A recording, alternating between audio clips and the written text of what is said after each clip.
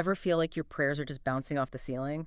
Like maybe you're missing some secret ingredient to make them really work?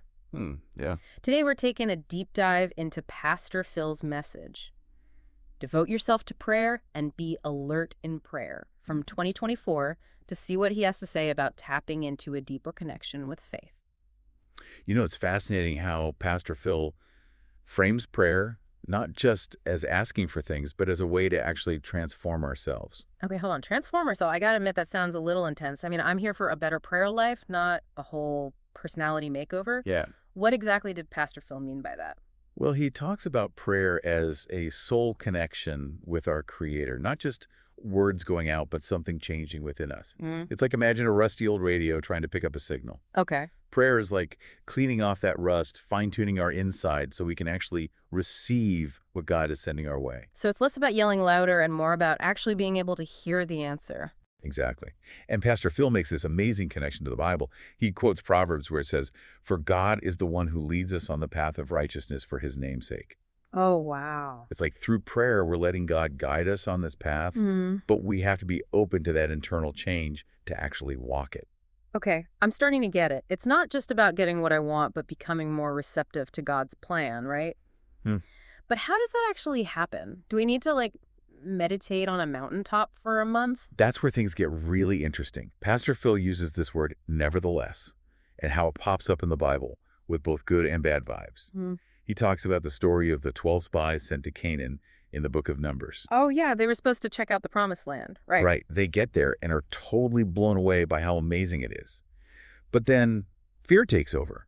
They start focusing on the giants in the land, the obstacles, and there nevertheless becomes this negative thing. Like, hey, nevertheless, we can't do this. It's too hard.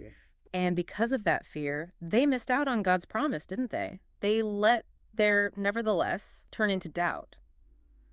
Whew, it's a tough lesson. It is. But Pastor Phil contrasts it with a totally different nevertheless story, the one with Simon Peter in the Gospel of Luke.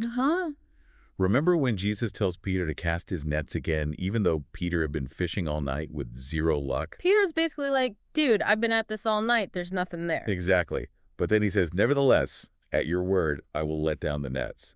His nevertheless was an act of obedience, even though he doubted. And bam, a miraculous catch of fish. So it's like even when we have those nevertheless moments, those doubts, our attitude towards God and willingness to follow his guidance can totally change things. That's kind of mind-blowing. It really is. Our internal state matters. It's not just about going through the motions of prayer, but about aligning our hearts and minds with God's will.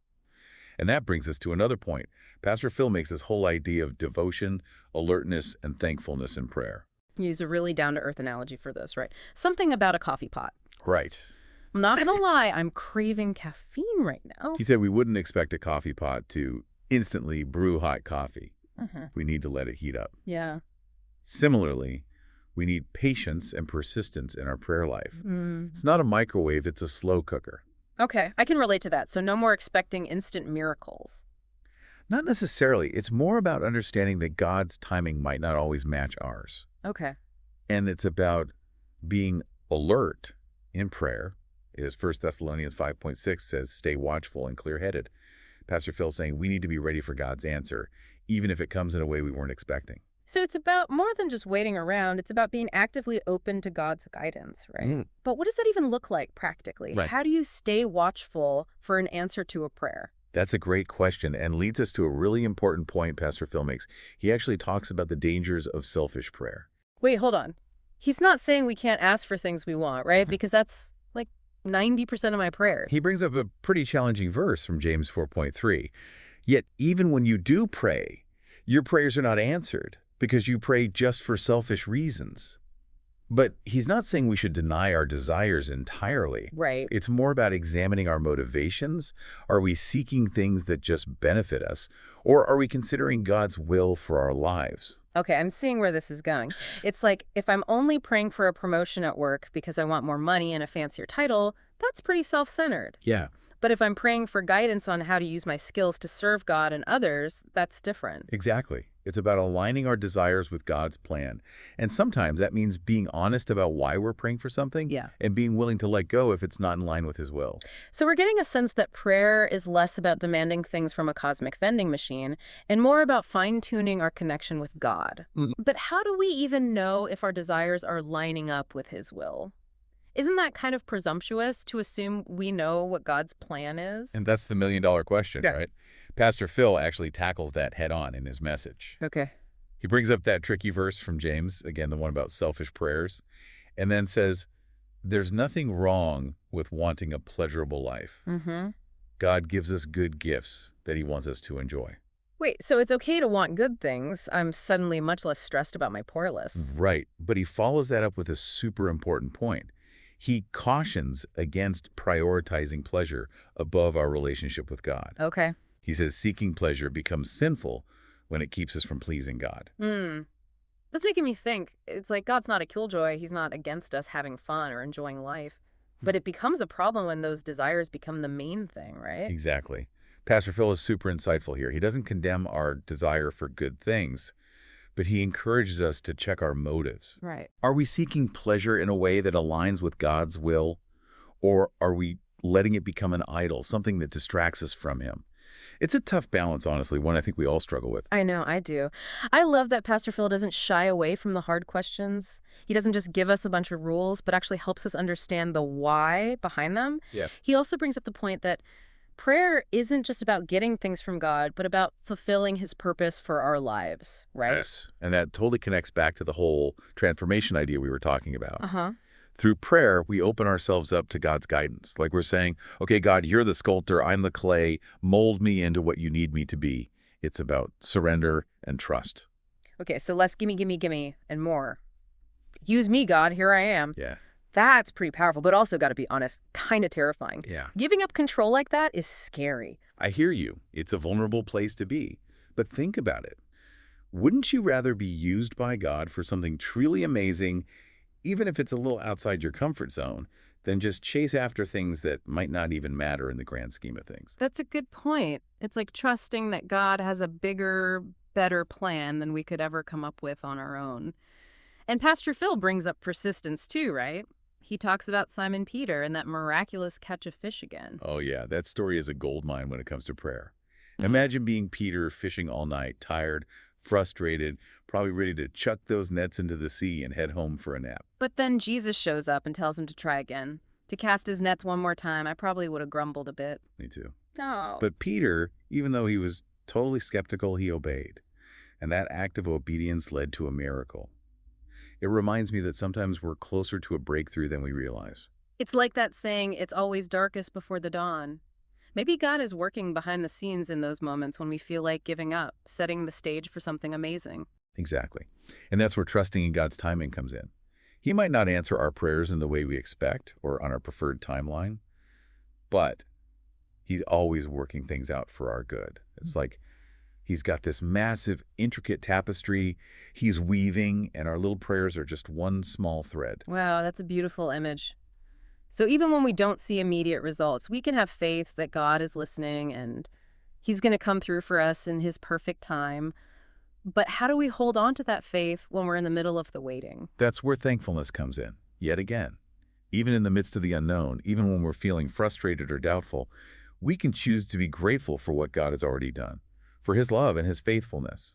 It shifts our perspective from focusing on what we lack to appreciating what we already have. It's like turning on the light instead of staring into the darkness, right?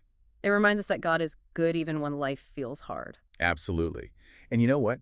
That kind of gratitude actually strengthens our faith. It's a reminder that God has been faithful before, and He'll be faithful again. So it's not just about getting what we want, but about becoming more like God wants us to be patient, trusting, thankful. That's a pretty incredible transformation. Right. And Pastor Phil doesn't just leave us with theories. He ends his message with a powerful call to action. He encourages everyone to take a good, honest look at their prayer life and move accordingly, because God knows our true intentions. He's basically saying, don't just talk the talk, walk the walk.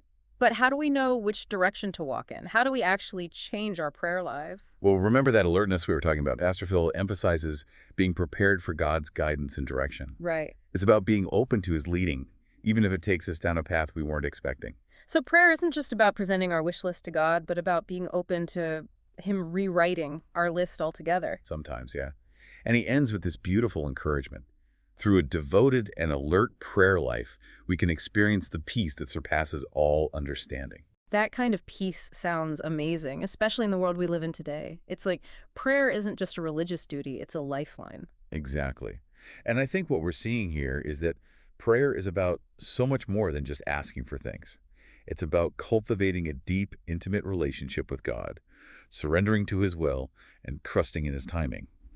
It's about becoming the best version of ourselves, the version he created us to be. This has been so insightful. We've gone way beyond the surface level of prayer, haven't we? Yeah. It's like we've peeled back the layers and found this whole new world of meaning and purpose. I agree. It's been a thought-provoking exploration.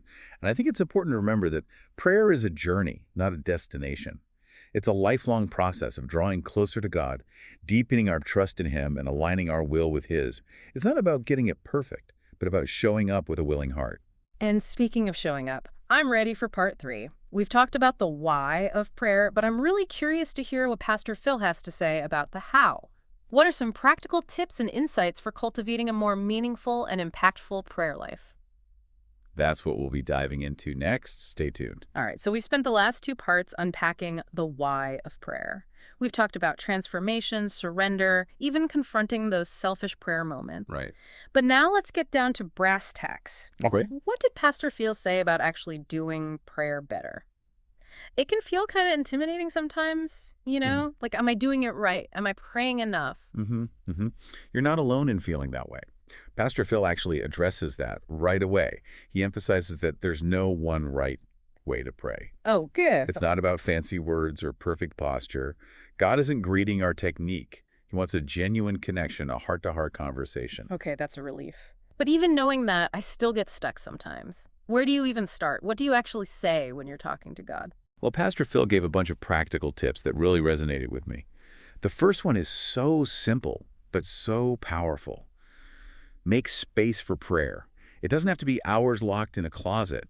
Even just a few minutes each day dedicated to connecting with God can make a world of difference. So like setting a timer, finding a quiet spot, maybe putting the phone on, do not disturb, that kind of thing? Exactly. It's about creating a sacred space, both physically and mentally, where you can quiet yourself, tune out the noise of the world, and just be present with God. And what about the content of our prayers? What should we actually be talking about? Pastor Phil says it can be anything. Oh, yeah. Some people find it helpful to use structured prayers like the Lord's Prayer or other traditional prayers. Others prefer to just speak to God in their own words, sharing their joys, their worries, their hopes, even their frustrations. So it's really about being real with God, not trying to put on a show or pretend everything is perfect, being honest about where we're at. Exactly. And it's about remembering that God isn't just this distant being in the sky. He's our loving Father. He wants us to come to him with everything, just like we would with a close friend. That makes me think of those times when I'm struggling to even find the words. Sometimes things are so messed up, I just don't know what to pray. Pastor Phil acknowledges that too. He says sometimes words fail us, and that's okay. In those moments, it can be helpful to just sit in silence with God, not forcing anything, just being open to his presence. That's actually really comforting. It's like even when I'm speechless, God still hears my heart. He absolutely does. And Pastor Phil reminds us that prayer isn't just about us talking. Right. It's about listening for God's voice too. Ah, there's that alertness concept again. But how do we actually listen for God? Does he like whisper in our ears? Huh. I wish it were that easy sometimes. But Pastor Phil points out that God speaks to us in many ways. It might be through a verse in the Bible, a song that suddenly hits differently, a conversation with a friend, or even just a quiet thought that pops into our minds. So it's about paying attention to the world around us, being open to those little nudges from God. Exactly. And being aware of our own thoughts and feelings too. Sometimes that inner voice of wisdom is actually God speaking to us. Okay, so we've talked about creating space for prayer, being authentic in our communication, and practicing alertness. Any other practical gems from Pastor Phil's message? Oh, tons. He suggests keeping a prayer journal, which can be super helpful for tracking our prayer requests, noticing patterns, and remembering how God has answered us in the past. That's a great idea. It's like having a written record of our relationship with God. He also encourages praying with others, whether it's joining a prayer group or finding a prayer partner. There's something powerful about collective prayer, about lifting each other up and sharing those burdens. It's like that old saying, a cord of three strands is not easily broken. Prayer becomes stronger when we do it together. And of course, Pastor Phil emphasizes the importance of gratitude in prayer. It's not just about asking for what we need, but also taking the time to thank God for what we already have. It's like choosing to focus on the full half of the glass instead of the empty half. Gratitude is a game changer, isn't it? It helps us to see the good even when things are tough. Absolutely. And I think what all of these tips boil down to is intentionality. It's about making a conscious effort to connect with God, to make prayer a priority in our lives. It doesn't have to be perfect. It just has to be real. I love that. Real over perfect. Always.